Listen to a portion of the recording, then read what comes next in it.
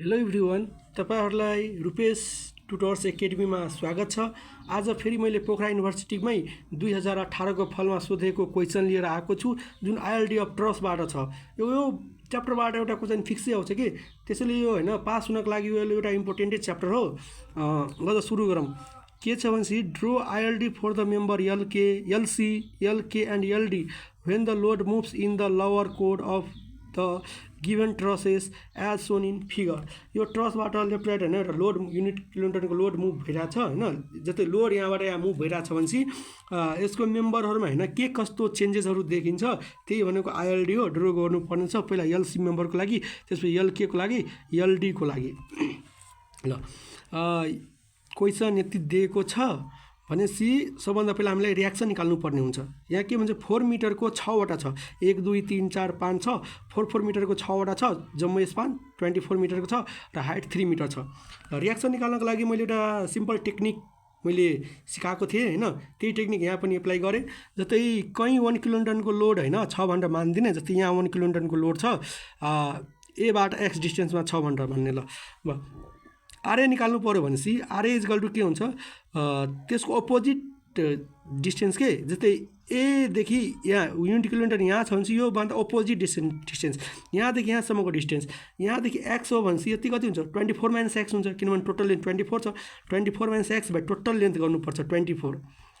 त्यस्तै यहाँको लागि यहाँदेखि यहाँ छ भनेपछि त्यसको अपोजिट लेन्थ लिनु पर्यो भनेपछि x लिनु पर्यो, यहाँदेखि यहाँसम्मको लिनु पर्यो x बाई टोटल लेन्थ कति 24 हो। ल यसलाई डिभाइड गरेर भनेपछि 24 बाई 24 1 माइनस x बाई 24 पनि लेख्न मिल्छ। ल ILD फर LC को लागि पहिले मैले गरेँ, LC यो मेम्बरको लागि ILD हैन, LC यो भर्टिकल मेम्बर छ नि, भर्टिकल मेम्बरको लागि मैले ILD ड्रो गरेँ भनेपछि ल सबभन्दा पहिला ल यो त एउटा छुटा छ त कस्तो। ल लेफ्ट पार्ट मैले लिए, लेफ्ट पार्ट लिए, रियाक्सन त यही छ हैन। अब यसरी सेक्सन काट्नु पर्यो कि मिनिमम सेक्सन मिनिमम मेम्बर कटोस् र जुन हामीलाई सेक्सन चाहियो त्यो पनि कटोस्। त यसरी मैले काटेँ भनेपछि 1 2 3 वटा कट्यो, 3 वटासम्म चल्छ, 4 वटा कट्नु भएन, 3 वटासम्म चल्छ भनेपछि 3 वटा काटेँ र यहाँ अब यसमा भनेपछि टेन्सन फोर्स मात्र मैले कन्सिडर गरेँ। टेन्सन फोर्स कन्सिडर गरेँ भनेपछि फोर्स इन मेम्बर ML भयो र फोर्स इन मेम्बर ML भयो, र यो मेम्बर काटेको छ भने फोर्स इन मेम्बर LC भयो या CL भन LC भने। ल त्यसपछि हामीले के चाहियो भनेपछि ILD फर LC हामीले ड्रो गरिरहेको छौँ, LC ड्रो गरिरहेको छौँ भनेपछि LC बाहेकको इफेक्ट आउनु भएन, अरू मेम्बरकोमा जुन फोर्स लाग्छ त्यसको इफेक्ट आउनु भएन। यो मेम्बरमा कति के कस्तो चेन्ज हुन्छ भने हेर्नको लागि, अनि अरू मेम्बरको इफेक्ट आउनु भएन, अरू मेम्बरको इफेक्ट आउनु भएन। अब हामीसँग तीनवटा इक्वेसन छ, FF(x0), FF(y0), मोमेन्ट 0। FF(x0) गऱ्यो भने यो आउँछ, यो आउँदैन, FF(y) गऱ्यो भने चाहिँ त यो आउँछ नि त। त्यसैले हैन अब जब युनिट लोड हैन लेफ्ट पोर्सनमा मतलब ए देखि सी मै छ कि, जब युनिट लोड हैन ए देखि बी मै छ, जब युनिट लोड ए देखि सी मा छ भनेपछि यहाँदेखि 0 यहाँ 4 यहाँ 8, युनिट लोड जब एसी मा छ मतलब लेफ्ट पोर्सनमा छ भनेपछि के हुन्छ इक्वेसन भनेपछि अब युनिट लोड यहाँ कतै होला, कतै जस्तै यहाँ नि हुन सक्छ, यहाँ नि हुन सक्छ हैन, कतै छ भनेर जस्तै 1 किलोमिटरको युनिट लोड हैन, अब x डिस्टेन्स यहाँबाट x डिस्टेन्समा छ भनेर। ल अब मैले के भने FF(y0) मैले भने भनेपछि अपवार्ड चाहिँलाई मैले पोजिटिभ लिए भनेपछि 1 माइनस x बाई 24 यो अपवार्ड गयो पोजिटिभ, -1 यो 1 तल आयो नेगेटिभ, र यो फोर्स इन मेम्बर LC जुन छ त्यो पनि माथि गयो नि त पोजिटिभ इज इक्वल टु 0 भयो। या force in member LC is equal to यसलाई मैले त्यो साइड लगेँ, -1 लाई त्यो साइड लाग्यो भने +1 भयो, +1 लाई त्यो साइड लाग्यो भने -1 भयो, माइनस x बाई 24 लाई त्यो साइड लाग्यो प्लस x बाई 24 भयो, मतलब यहाँ x बाई 24 आयो। मैले के भने भनेपछि x भ्यालु 0 देखि लिएर 8 सम्म चेन्ज हुन्छ भने x भ्यालु इक्वल 0 राखेँ, 0 आयो, x भ्यालु 4 राख, x भ्यालु इक्वल 8 राख, आखिर यो निकालेँ x मा हैन फोर्स इन मेम्बर LC कति आउँछ भनेर मैले निकालेँ। त्यसपछि जब हैन युनिट लोड जब लेफ्ट पोर्सन क्रस गरिहाल्यो, युनिट लोड जब यहाँबाट हैन आएर यहाँ जुन सी भन्ने मेम्बर चाहिँ क्रस गरेर अब यता गइहाल्यो, यता कतै गयो भनेपछि अब यो मेम्बरमा त युनिट लोड छैन नि त, यो मेम्बरमा युनिट लोड छैन, युनिट लोडको इफेक्ट आउँदैन। यही इक्वेसनमा के गर्नु भने युनिट लोड हटाइदिने हो, त्यही त हो गरेको यहाँ।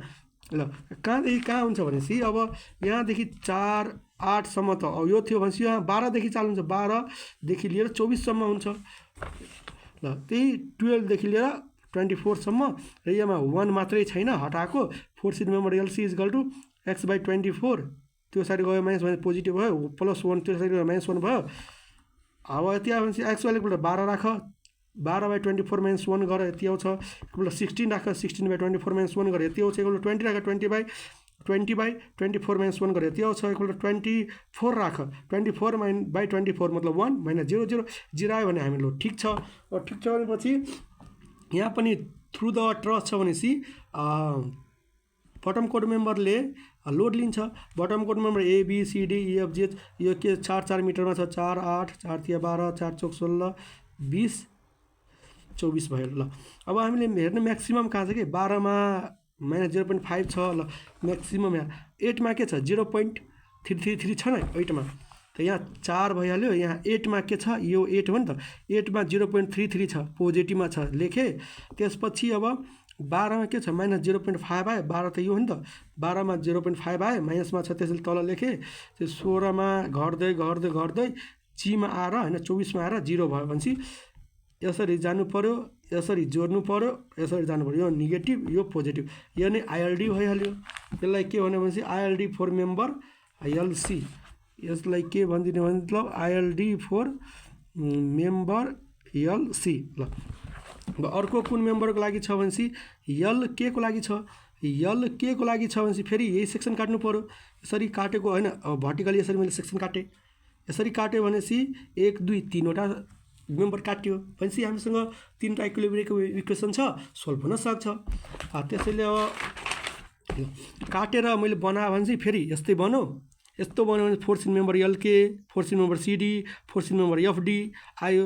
हामीलाई के LK को लागि बनाइरहेको छु भने चाहिँ अरूको इफेक्ट आउनु भएन भनेपछि जसरी गर FFX 0 FFY 0 मोमेन्ट 0 गर x 0 गर्छौ भनेपछि x डिरेक्सनको फोर्स 0 गर्छौ यो आउँछ यसको नि होरिजोन्टल कम्पोनेन्ट आउँछ यो नि आउँछ हुँदैन। त्यसपछि FFY गर्छौ भनेपछि FLK आउँदैन। त्यसैले मैले के गरेँ भनेपछि यसलाई प्रोड्युस गरेर यसरी यहाँ D भने पुनः मोमेन्ट लियो भनेपछि फोर्थ मेम्बर CD यसले दिने जुन होइन यसको इफेक्ट 0 हुन्छ यसको पनि इफेक्ट 0 हुन्छ भनेपछि बच्छ हामीसँग यो।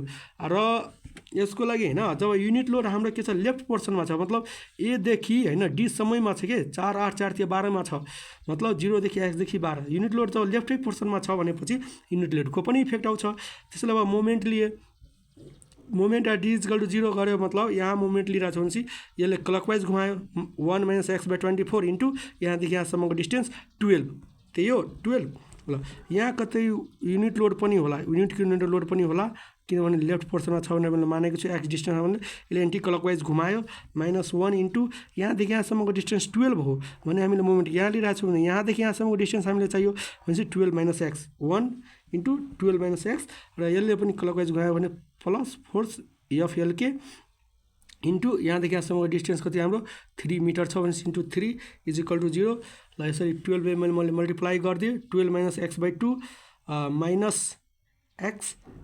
माइनस प्लस x भइहाल्यो -12 plus 3 force at member LK equal to 0 भइहाल्यो। फोर्थ सिट मेम्बर LK को लागि अब यसलाई त्यो साइड पठाएँ प्लस x/2 प्लस x त्यो साइड x माइनस 2x/2 भनेपछि -x/2 fourth at member LK को लागि 3 मैले मल्टिप्लाई गरिदिएँ के होला -x/6 आयो। अब x को भ्यालु 0 to 12 भ्यारी हुन्छ भने भनेको थिएँ x भ्यालु 0 राख 0 x भ्यालु 4 राख x भ्यालु 8 राख x भ्यालु 12 राख यहीहरू आउँछ। अब युनिट लोड लेफ्ट पोर्सनमा थियो छ भनेर मैले बनाएको अब युनिट लोड छैन जब युनिट लोड छैन भने युनिट लोडको यो इफेक्ट आउँदैन भनेपछि यो इन्टु यो plus FLK into 3 equal to 0 राखिदिने।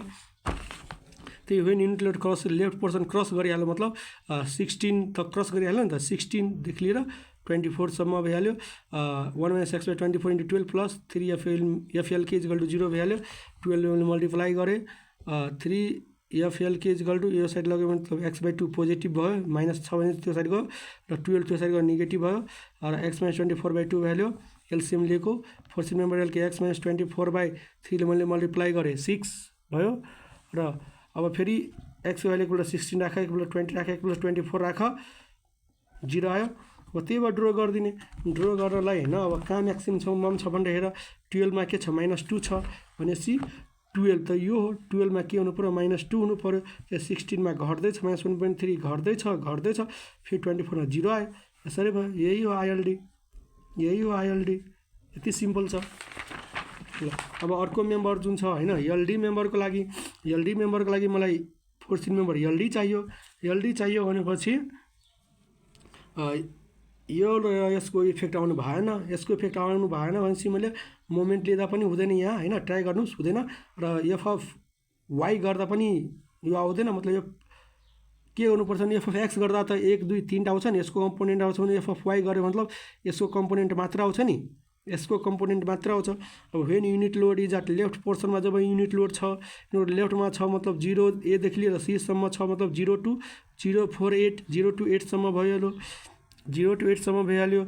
F of Y equal to मैले 0 गरेँ, यो माथि पोजिटिभ लिएँ, यहाँ कतै युनिट लोड होला होइन, जब युनिट लोड छ भने मैले माने 1 किलोमिटर युनिट लोड छ -1, र यसलाई यस्तो गऱ्यो भने यो त इन्क्लाइन्ड हो नि त, यसलाई यसरी रिजल्भ गऱ्यो मतलब फोर्सिन मेम्बर एलडी कस 53.130 इक्वल टु 0 भइहाल्यो।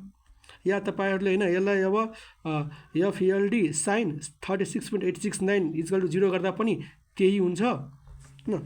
ल अब फोर्स एफएलडी कस 53.130 लाई त्यो साइड मैले लगेँ, पोजिटिभ भयो, यो 1 - x / 24 -1 -1 +1 क्यान्सल भयो। एफएलडीको लागि कस 53.130 ले डिभाइड गरेँ, ल एक्चुअल इक्वल टु 0 राख, इक्वल टु 4 राख, इक्वल टु 8 राख, यति भ्यालु आउँछ।